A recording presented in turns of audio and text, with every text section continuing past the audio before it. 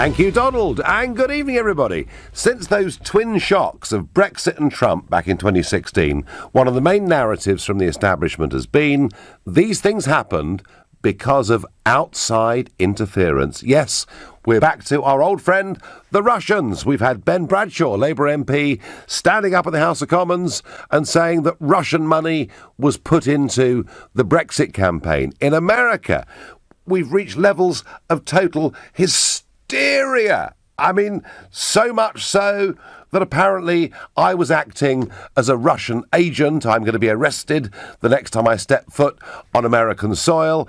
And we've gone as far as having the special investigation by Mueller into the Trump presidency, and was there or was there not collusion? That debate's been going on for a very, very long time.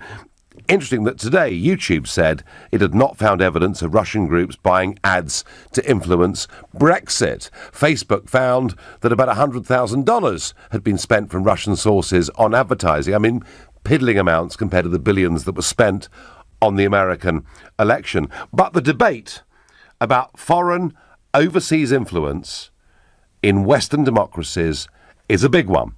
Now, I have said from the start that I believe, and please tell me I'm wrong, but I believe that Russian interference actually is almost negligible.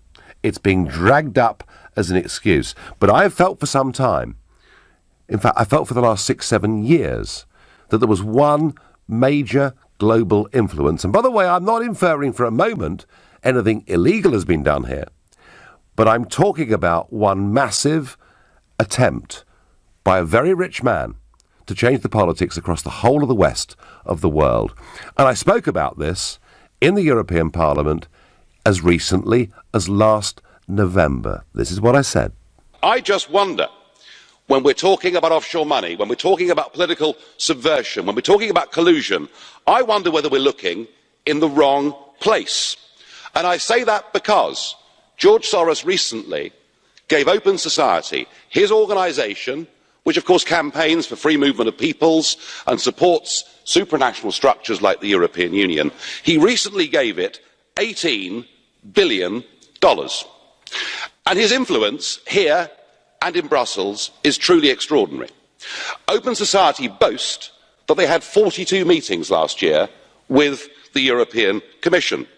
They've even published a book of reliable friends in the European Parliament. And there are 226 names on that list. If we're going to have a debate and we're going to talk about full political and financial transparency, well, let's do it. Now, over the course of the last 20 years, I've raised many questions about organisations, about money, about legitimacy, and in turn, they, of course, have been asked of me. Let me tell you, when I wrote to the 226 MEPs he listed as friends, I got the odd sarcastic answer, but I didn't get any factual evidence back that any of them had attended his meetings or, of course, been financially backed by him. But it's really, really interesting to wake up this morning and to see the front page of the Daily Telegraph, which put out the story that the pro-EU campaign, Best for Britain, the one that Gina Miller is famously involved with, had received a £400,000 donation from George Soros. What is Best for Britain all about? Well, it's all about stopping Brexit. It's all about forcing a second referendum. Remember, I talked about this a month ago. I said I feared a second referendum may be on the cards. And I'm pleased that the Telegraph have broken this story. Because, you know, in those 20 years, I've been called every name under the sun. The one thing I'd never been called, until I questioned George Soros, is Semitic. But apparently, if you criticise George Soros, you are anti-Semitic because of his Jewish Hungarian birth. And I wondered from the start whether perhaps they were trying to hide something. Open Society, his organisation, has received so far over $20 billion. No, not million, $20 billion. This is the biggest, best funded political campaign the Western world has seen in its entire history. It's my belief that he is funding a web of organisations in Britain, in Europe, in America to push his agenda. He is pro-European Union. He is pro the EU taking at least 1 million asylum seekers every single year and many other things. He hates Trump. He hates Brexit. But I'm asking you the big question. Are you worried that Western democracies are being influenced by overseas interests? And if you think, yeah, like me, if you're really worried about this influence and the fact that it's not really been spoken about very much, then call me on 0345 6060 973. Maybe you think it's irrelevant. It makes no difference. We're big enough and ugly enough to make up our own minds, in which case text to 84850. Or maybe you think it doesn't matter what we do. Foreign governments and big foreign billionaires will always try to shape events in their interests, in which case you can tweet using the hashtag Farage and LBC at LBC. And of course, you can watch me on Facebook. I'm here in the London studios, and you can comment there too. Linda is calling from Manchester. Good evening, Linda. Hi, Nigel. What about the Legatum Institute? That takes a really hard Brexit stance. Yes. And their offices are based in the Cayman Islands. Their Yes. chief executive, I think, is Christopher Chandler, is a New Zealander. Yes. He actually applied to Malta for Maltese citizenship so he can gain EU access. So, I mean, what's that about? I mean, it works both ways. Yeah, you're quite right. Christopher Chandler is a New Zealand billionaire. He's made his fortune through trading opportunities and disruption in financial markets. And yeah, he does have the Legatum Institute. It's well funded. It's in London. It's got some very professional people working for it. It's campaigning for free trade deals for the United Kingdom outside the European Union. Linda, you are quite right.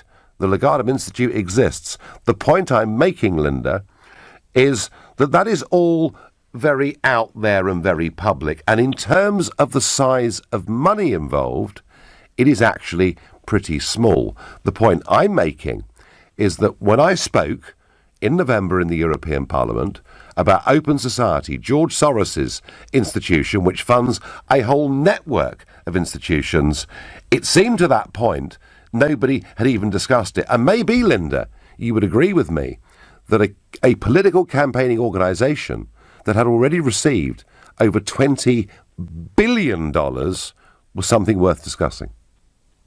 Well, personally, I think anything that can keep us in the European Union, to me, is worth pursuing. Okay. And, it's just my stance. I think we're better off in Europe.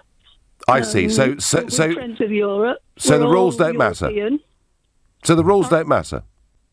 Well, I'm not saying the rules don't matter. I'm just saying, I mean, there's that goes on both sides. I mean, as I say, you've got Dyson, who's really hard, Brexiter, and he makes all his products in Malaysia. So basically, you're all the same, but you're all feathering your own nest for whatever it's worth. I mean, I feel safer, and I feel my interests are better served in Europe rather than leaving it to the open market and our government. Well, that's a slightly separate issue, Linda, although Soros is very firmly on that side. And, I quote, the European Union should accept at least 1 million asylum seekers every year for the foreseeable future.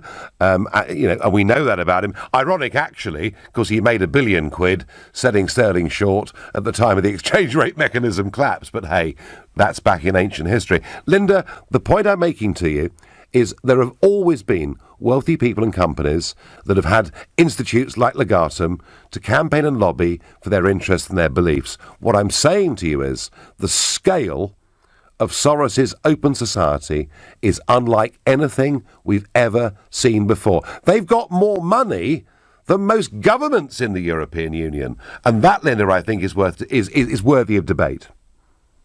Yeah, but at least it's up front, not like Legatum. Legatum are actually campaigning for a hard Brexit, while their chief executive officer is getting Maltese citizenship, so he can be still, so he's still got EU access. Where did you last hear George Soros being interviewed? And by the way, I did ask him for an interview on this show. Where did you last see George Soros, Linda, interviewed? When did you, and I don't suppose you heard my speech in the European Parliament last November, when did you, until today's front page on the Telegraph, ever hear about George Soros's political influence in this country? I've heard of George Soros, and obviously I know he's a billionaire. Yep. But personally, Nigel, I think as long as it can help us stay in the European Union. Yep, so any cause, any money, foreign money, dirty money, as long as we stay governed by the old men in Brussels, eh? We're our own governors, Nigel. We are a sovereign nation, no matter what you might think. And I like the European Union. You cannot be a sovereign nation. So obviously, you cannot be a sovereign nation, Linda, and a member of the European Union, can you? We are a sovereign nation, Nigel, and I'm so glad I haven't got grandchildren, but I do have godchildren who are young, and I worry about their future. And I just hope we can have another referendum to stay in Europe. Well, if we have another referendum, we may well go back to losing all our sovereignty, Linda, and you'll be very, very pleased. Not the debate we're having tonight. Dennis is calling from Bournemouth. Dennis, good evening. Yeah, good evening, Nigel. So is there too much overseas influence in British politics? Well, I think the short answer is obviously yes. I mean, you quoted Soros, and there are others, of course. But the important thing here, Nigel, and I'm sure you'd agree with me, is that this is going to be a coordinated Remain campaign. It's going to have money, it's going to have rallies, it's going to have television adverts. Mm-hmm. Now, we really do need to get together. There are too many disparate groups. You've got your platform on LBC that's absolutely fantastic. There's Leave Means Leave. There's Campaign for an Independent Britain. Yep. There's all disparate groups. You've got Rees-Mogg doing his bit over here, and so on. What we have to do, us Brexiteers, we have to pull together all these disparate groups. It needs leadership, it needs money, it needs a strategic campaign. Dennis, I absolutely understand what you're saying, and I'm frustrated by it. So should we take money from overseas nationals through their foundations like George Soros to do it? No, I don't think so. I mean, you've got Aaron Banks, Dyson's been mentioned, and I honestly believe we can get money from the grassroots. Let's not forget that 420 constituencies in this country voted Brexit. I know. There's money there. There's £10 here, £20 there. No, Dennis, I don't disagree. Now, Linda, who was on before you, who backs us staying in the European Union, is prepared to accept money from anywhere. Would you, Dennis, from Bournemouth, be prepared to accept Russian money to make sure we stay outside the European Union? No, I wouldn't, but I tell you what I would like to do, Nigel. I would like to write to you privately and put together a draft, bare-bones strategy to get the coordination that we need, to get a campaign on the road and fight this overseas investment and these campaigns that have got people like Blair in them, Adonis, etc., etc. Now, Dennis? I don't know if I'd be able to do that if anyone would give me that.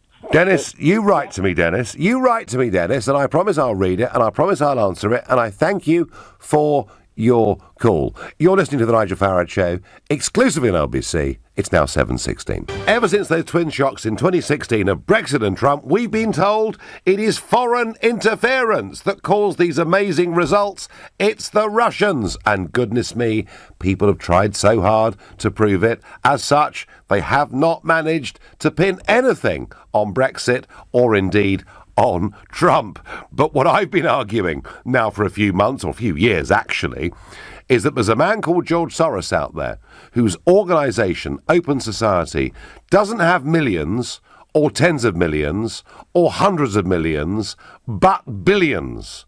Over 20 billion so far that it is using, spending, campaigning for organisations like the European Union, campaigning for mass migration, and as we've learned overnight from a Telegraph front page story, has given £400,000 to Gina Miller's campaign to keep us inside the European Union. I'm asking you whether you're worried that Western democracies are being influenced by overseas interests. Now, Linda, before the break, perfectly correctly said that the Legatum Institute was funded by a New Zealand billionaire. Linda, you're right, and they have a budget of $4 million every year. They are not insignificant, Linda. I bow to that point.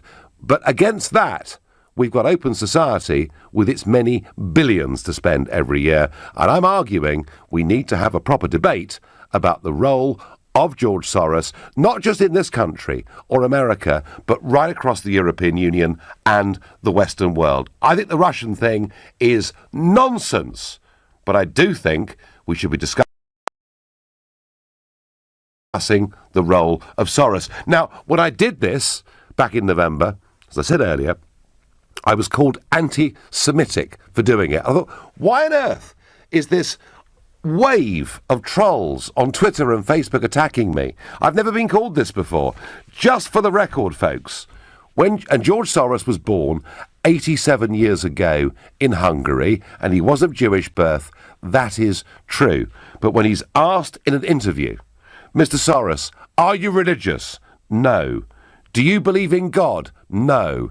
He may have been born Jewish, but actually, I would say he's an atheist. All right? And I think the reason some on the Remain side and the left are throwing this tag of anti-Semitism is they're scared what's going to be uncovered over the next 2 weeks. And I'll make you one promise. This £400,000 that's been given to Gina Miller's campaign to keep us in the European Union, you will know within a few days, is literally the tip of the iceberg. Many other organisations will appear in the next few days.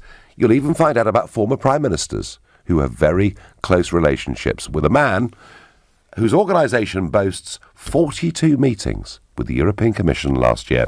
Tim is a new caller to this show. He lives in Dorking. Good evening. Hello, Nigel. Hello there. It's interesting you spoke about the fact that we're possibly looking in the wrong place when it comes to Russian interference. That was my view, yeah. Yeah, I'd actually go as far as to say that it's the establishment and Soros who are actually putting this Russian story out there to try and effectively put a smokescreen across their own activities. They're the ones interfering, not the Russians at all. I think Facebook did an investigation and found that there was some minuscule amounts of interference on their website. Yes, the referendum. But what makes you, Tim? Okay, you've come on with a very big assertive claim. What makes you think? And I've got my suspicions. What makes you think Soros is a big player in this?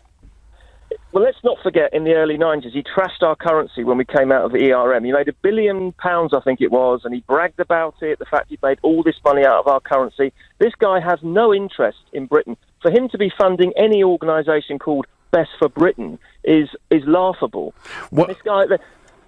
Well, he's pro-European Union, Tim, isn't he? I mean, what we do know is that he believes in the European project. That's what we do know. Yeah, well, he believes in the European project. He believes in his own bank balance. He's funding organisations that are putting out false messages that the media are picking up on. And every time we hear this, there's Russian interference, and then they do investigations into it and they find out it's minuscule and it has no effect on the result. What does have an effect is this huge amount of money that he's been pumping in to all these campaigns run by the likes of Gina Miller and so on. They're the campaigns that this country should be fearful of, and they're the campaigns that are going to damage us and potentially put us back into a second referendum, which we could end up going back into the EU. Right. No, well, Tim, I think this guy's hugely influential. I've just learned that Gina Miller's denying this money, which I find pretty extraordinary. But, Tim, what I do know is there are factual accounts of the $1 million he gave to Media Matters back in 2010 in America, an organisation that basically tries to go after advertisers that use Fox News and others, and he gave 160,000 sterling to Hope Not Hate Education Limited in this country. Tim, we're going to find out the full truth over the next few days. I suspect you're going to be proved right. That's my view. Fred is calling from York, another new caller. Good evening, Fred. Hi, Nigel. How are you doing today? Yeah, so, Fred, tell me, we've always had foreign interference of some kind. Can we ever stop it? Yeah, I don't think that's possible to stop it. I think the UK government's to blame we've tried to influence other people historically. Other people have tried to influence us. If we go right back to the old rumour that Napoleon was very short, that was something spread by the UK media. So I think this is something that's happened throughout history. I don't think it's something that we can stop doing. You can't restrict someone's free will to try and influence something. So have the open discussion about it, but don't try and ban it, don't try and stop it, because you'll just drive it underground, and that's exactly what we don't want. Right. So, we did have, back in 2001, the PPERA, an Act of Parliament that was designed to stop, unnecessary, excessive and foreign interference in the political process. But it's actually quite clear, isn't it, Fred, that whether you're a resident of New York, as George Soros is, or wherever you live, if you've got a UK company that's actively trading, you can put the money in anyway, can't you? Yeah, absolutely. And same if you're a UK citizen, you can go and try and influence somewhere else. It's not particularly hard to do. I don't think you can stop it. I don't think it's reasonable to ask to stop it. If someone wants to invest money in the UK and spend it trying to sort of change the political landscape, well, fair on them. We'll take that money, we'll spend it. But I don't believe the great British citizen is stupid enough to be influenced by a bit of money. We'll take that off hands and think what we want to. Well, it depends, Fred. It may depend how much money it is, mightn't it? Well, at that point, it's blackmail and bribery, which I believe are criminal offences still. So if you're going to bribe me and blackmail me, then those are very different things. Okay. No.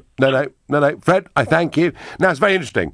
The story, £400,000 given by George Soros to Best for Britain, and I haven't seen that counted. However, Gina Miller says, contrary to misleading media reports today, I have no relationship with or work for Best for Britain. I encourage Best for Britain and all those who play their part in the Brexit debate to be open and honest about what they stand for whom they represent and why they're funded. Separately, Miller told City AM that claims that Soros was funding some of her recent work were ridiculous, and she relies entirely on her own funds and pro bono work of other professionals. So Gina Miller is saying she is not part of Best for Britain, but she encourages Best for Britain. But the claim that £400,000 was given by Soros to Best for Britain has not been challenged. Mike is calling from Edinburgh. Good evening, Mike. Good evening, Nigel. You really made me cross this evening. You're quite the hypocrite. I distinctly remember seeing you on television during the American election. Yep. Castigating Hillary Clinton. And I'm pretty sure the Americans have a law passed in 1848 saying there should be no European influence. So what is going on there? Can you square that for me? I gave them a cheque, Mike, but it was less than $1 billion. No, Mike, I didn't give them any money at all. What I'm talking about is foreign interference in either the electoral process or political debate that is not. And our previous caller, Fred, made the point that you'll never stop foreign interference because people will have UK companies or whatever it is, but that it needs to be open. So, Mike, I promise you, I didn't channel a penny into the American elections. But you did influence the political debate. I clearly saw you on television. I saw you then again in the foyer of Trump Tower, and the journalist asked you, why are you here? And with a smug look on your face, you said, I'm here on a tourist visa. And now, to me, that makes you knew what you were doing as well. Even by your standards, this is hypocrisy. Well, Mike, when I said that, the election was over, so I don't think it mattered very much. I did speak with Trump on a stage in Mississippi, and I spoke about Brexit, and I spoke about change, and I did say that I had very grave reservations about Hillary Clinton. You're right. But, actually, President Obama came to this country and told us not to vote for Brexit. So I think in terms of political endorsements, or whether they're positive or negative, Mike, they happen all over the world. I'm talking about the influence here of big money and billions of pounds of it. I mean, do you accept the difference? Yes, I do accept the difference between the billions of pounds, because one of the ways you influence the media is you purchase lots of advertisement space. We have seen that happen. So I concede the point. It's not. I don't disagree with that part of it. I know the mechanism for how it's done. HSBC did it. I believe it was with the Telegraph, and was it Peter Hitchens resigned or something like that? Wasn't Hitchens, it was Peter Oborne. Mike, I get the point. I thank you, but I didn't give them a penny. I promise you, I haven't got it anyway. You're listening to the Nigel Farage Show here on LBC. It's 7:30. As the Best of Britain campaign receives £400,000 from Hungarian-born American citizen George Soros, I'm asking, is there too much overseas influence in Western democracy? I'm concerned about the size and scale of what Soros does. You maybe think I'm wrong and think that it's the Russians, because there's quite a lot of people been saying that ever since Brexit and Trump back in 2016. Meanwhile, David Davis has hit back at the European Union paper that had proposals that could punish Britain during the transition period. Davis has said that they are not acting in good faith, and it was unwise of them to do so. Well, I would say to David Davis, that's a good start. quite a lot of us would like you to go a bit further. Is there too much foreign intervention? And I promise you, this Telegraph front page today about this money will lead, over the course of the next days and weeks, to a lot more stories about organisations that George Soros is involved with and has funded, not just in this, but in many other Western countries. And, LBC have an open invitation to George Soros to come and be interviewed in the interests of transparency. Chris is calling from Stoke-on-Trent, a new caller. Is there too much foreign interference, Chris, or could we never stop it anyway? I don't think you'll stop it. I don't think it really matters, to be honest. OK. Would you accept a George Soros' form of money if it got you the Brexit that you wanted? Not if it was illegal, Chris, no. Not if it was illegal. And by the way, I'm not suggesting that what Soros is doing is illegal. What I am suggesting is we have not had a conversation about the huge scale of influence this man has had right across the West for many, many years. So I wouldn't accept illegal money, Chris. But would I accept money, legal money, to get the Brexit I want? Well, of course, and both sides of the argument would. Yeah, I agree. I accept every penny.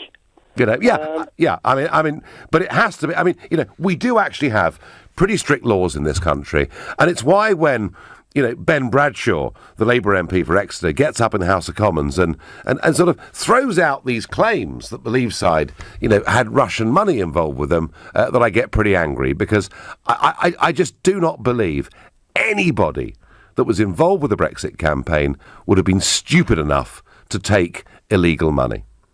Well, I'm an everyday voter, and it certainly didn't influence me. No. I can't see how it influenced anybody else across the country. But I think the Leave campaign, they're missing a trick. Go on. Because Donald Trump did an interview with Piers Morgan a couple of weeks ago. Yep. And one thing he said is he did not like the EU deal that America have got. And I think he said a figure of $650 billion. If David Davis's team got Trump involved with the negotiations, surely the EU have got to pay more attention to the figures being involved then than what we're throwing at them. Well, Chris, I mean, yeah, that's part of a negotiation strategy as opposed to money, going back and forth. But you could argue, of course, that would be getting foreign influence involved. And when I'm asking this question, I'm really asking about cash and about money. But Chris, you say bits of money here on either side will never influence things.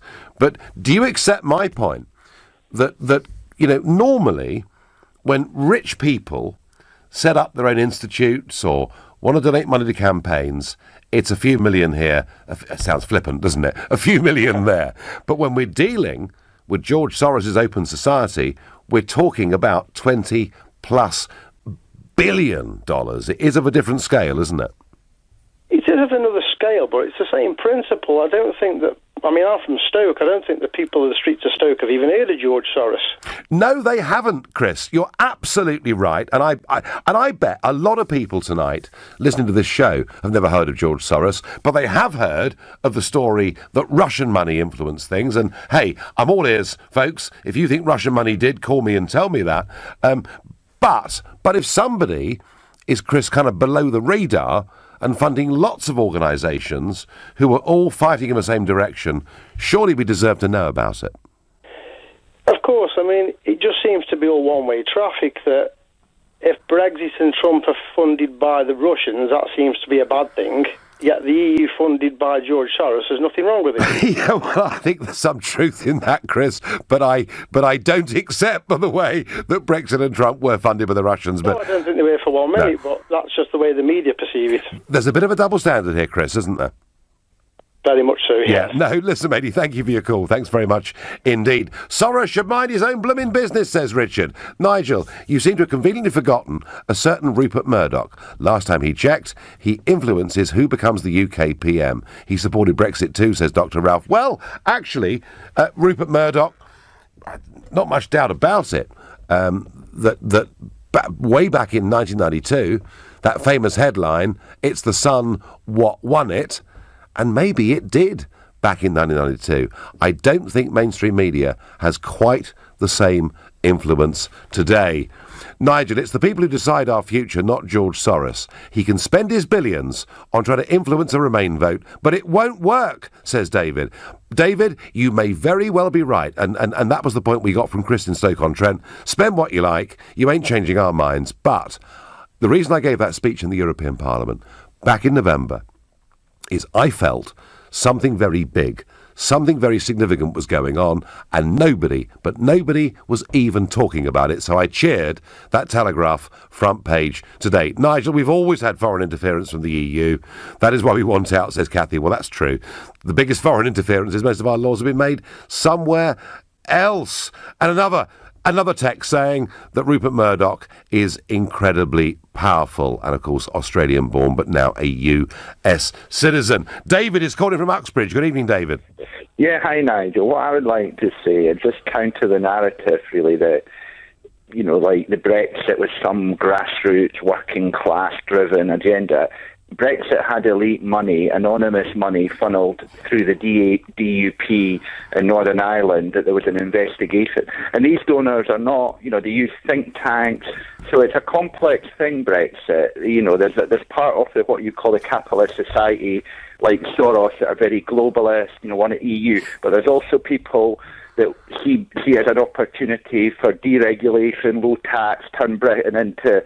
You know, so there's elite money on both sides, Nigel, and you know that very well. And I think to portray it just as this grassroots working class movement isn't really the full picture. Well, David, that doesn't mean you didn't get working class. David, I haven't said that tonight, have I? I have not said that it was working class money that got Brexit, although it may have been many, many working class votes. And David, be fair, you know, I have said there are rich people who will put money on both sides of any particular argument. What I'm saying, David, and, you know, I accept your basic point, I really do, but what I'm saying is that, you know, when there's so much talk in the press about Russian money, and my name constantly linked to all of this, when actually, after a massive investigations, you know, nothing concrete in any way has been proven at all. What I am saying, David, is that the influence of this man and his organisation, Open Society, is of a different level to anything Western democracies have ever seen before. Yeah, but you know, you could be right, but we need transparency. We need to think about think tanks. We need to think about lobbying. Yep. You know, why don't those anonymous donors? Why are they anonymous? Same, all these you know, think tanks that are advising the government are you know, it's quite plutocratic. It's corrupt. People don't really know, you know, it's, you know, what, you know, who's funding what. You know, we've got you know, short of America, we've got the best democracy money can buy. You know, the Tory party conference has got more lobbyists than delegates. I know. You know, and you're looking at it breaking down now with Carillion and the crony capitalism, you know, and I can understand why people voted for Brexit, because they feel alienated. But, you know, personally, I don't think it's going to answer the economic pain that people are in. You know, that's my view. You differ. Sure. But, you know, I think the EU is the wrong target, you know, in some ways. I'm not saying it's not. It's a democratic, you know, there's democratic deficits in it, and there's sovereignty and all that. But you have to look at finance capitalism, the corporations, the lobbying, and all that. David, you're quite right. There are wealthy people on both sides of the argument, some who supported Remain.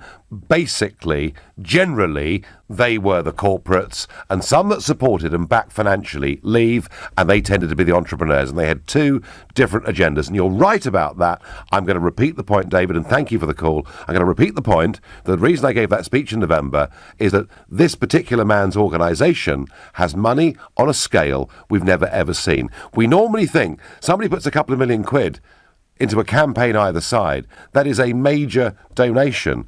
We're dealing here with an organisation that has tens of billions. It's of a different order, and it ought to be discussed. You're listening to The Nigel Farage Show, exclusively on LBC. It's 7:45. The establishment are obsessed that Russian money influenced not just President Trump winning the presidency in America, but also influenced the Brexit vote too. To date, despite all the screaming and all the shouting, they've barely produced a shred of evidence. And yet, there is this Hungarian-born, American resident billionaire George Soros, whose organisation, Open Society, has had over $20 billion pumped into it, that is funding a whole host of organisations, one of which we learned this morning is Best for Britain, a group campaigning to keep Britain in the European Union, fighting for a second referendum, and we know of £400,000 they've received. We also know that George Soros is pro-EU. He's pro-mass migration. He's pro some very fundamental changes in our society, and he's funded, in America, Britain, and across Europe, many groups who fundamentally want to change the way in which we live. You will hear more about that through our newspapers over the course of the coming days. I am not suggesting for one moment that anything he's done is illegal, but I am suggesting we've not had a conversation about a man who is now the biggest single potential political influence in the whole of the Western world. I tried to raise that debate back in November. I was roundly abused for doing so, and I'm very grateful to the Daily Telegraph for carrying on with that story. Is there too much foreign interference, or doesn't it really matter? Joe in St Albans is my next caller. Good evening. Hello, Nigel. Good evening. Nice to speak to you again. What do you think, Joe? Too much foreign interference or nothing we can do about it? Well, I was going to make 2 points this evening, Nigel, and Yep. I say this from the position of being a reluctant Remain voter in the first place, but pretty accepting of the vote now. Uh-huh. So the first point is that I think that the alleging that the Russians were involved in somehow producing the Brexit result slightly plays into the Brexit will be a disaster playbook. I mean, in fact, there are several results of Brexit that are actually going to be quite bad for the Russians, I think. If you look at it from the point of view of an emboldened global Britain and all of Theresa May's jargon, but then you could look at it from the point of view of, well, would they want an EU army on their doorstep? Would they want a federal Europe on their doorstep?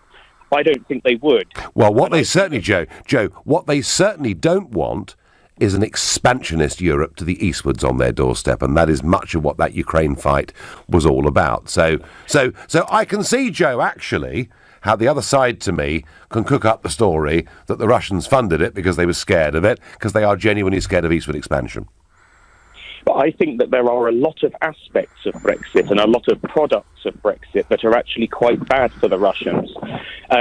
So the idea that they cooked up is only believable if you believe that us leaving the European Union is a terrible thing for the UK and the EU. I don't know that it actually is. Yeah, and Joe, there's no evidence, despite all the screaming and shouting, and my name constantly mentioned in certain newspapers in connection with this, not a shred of evidence. What's the other point you've got, Jay? The other point I had is it relates to the referendum specifically. I just wanted to make the point that had the referendum have been correctly organised and planned, it would have been binding, and any amount of money raised since to overturn the result would be completely and utterly irrelevant.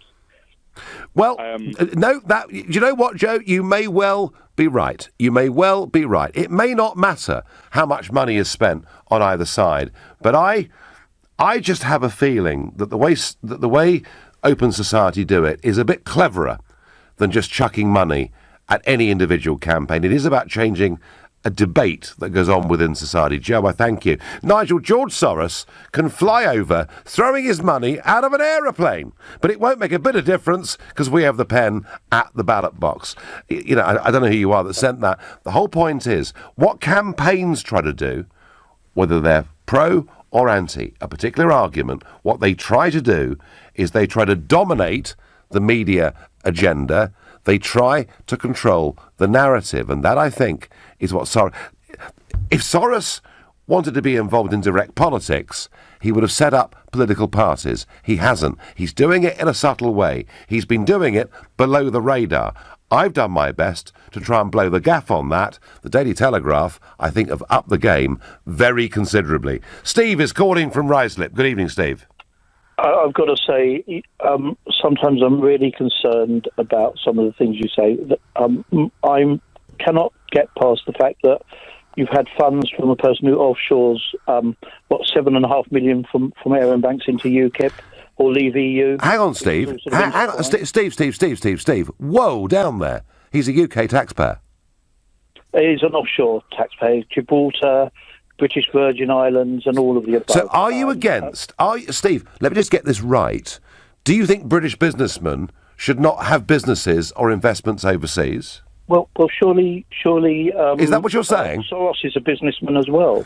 The point is that I have not suggested, Steve. I have not suggested, Steve, have I, that Soros has done anything illegal. What I have suggested, to keep mentioning illegality puts doubt in people's minds. No, you did that, not me. And disingenuous. No, I'm telling you, I'm putting in people's minds now to make sure they're clear of where you're coming from, Nigel. I've said it 4 times. I've said it 4 times in 55 minutes that there is. I'm not suggesting that Soros has done anything illegal, but I am suggesting, Steve. I am suggesting, Steve. Why? I am suggesting, Steve. This is the biggest, most heavily funded political campaign that has been seen in history, and before today, we haven't even talked about it. With UKIP wasn't exactly a small chunk of change either, or 7.5 million, or any other corporation like Mr. Wilson's Next, or who have got a view on Brexit. My point is whether you're pro or against Brexit, this isn't the point here. You're talking about influence here. So let's get past all of this other stuff and let's talk about the nuts and bolts of this. Well, I tell you what, Steve. Let's talk about the nuts and bolts of it. All right. The biggest ever single donation in British politics to a political party has been £5 million, I think. That's the biggest ever. But you're quite right. Rich people on both sides of the argument throw money at things they believe in and they want. Compare 5 million here and 5 million there with $20 billion. But he hasn't spent that, has he? They've spent 15 already. Well, they've spent $15 billion on their causes already. Well, and Aaron Banks spent $7.5 billion. So, that's half that amount just from one individual. No, Steve. Can we please get this right? Aaron Banks spent $7.5 million. George Soros's Open Society has so far spent $15 billion. This is Steve. No, not on this, but on his global influence. So let's stop equating it to like some tinkering with Brexit and everything like that. You wanted to touch on the Russian thing as well, and I don't think that they're totally blameless in certain things around the world. Mr. Putin's got some self-interest as well for some of the things he does. They're not whiter than white or something special. Like most individuals, the Russians are looking for certain marketplaces, and they're also looking to have sanctions lifted and all sorts. So none of these people are beyond the touch of the hand. No, Steve, I accept that. I genuinely accept that, and I accept all of you that have rung in tonight to make the point that wealthy people and corporations on either side of an argument are fully entitled within our democratic system to put money into backing their point of view, their passion, maybe even their business interest. I accept that. The argument, folks, I'm making is all the Russian conspiracy stuff has come to naught. And despite investigations, questions in Parliament and all the rest of it, and I'm saying, if ever there was an investigation needed, it was the extent to which George Soros' Open Society has attempted to change the political climate, not just in Britain, but across the entire Western world. That's the investigation we need. You've been listening to The Nigel Farage Show here on LBC. I'm back on Sunday morning at 10 tonight. It's Ian Collins, but up next, it's Clive Bull. Nigel, thank you.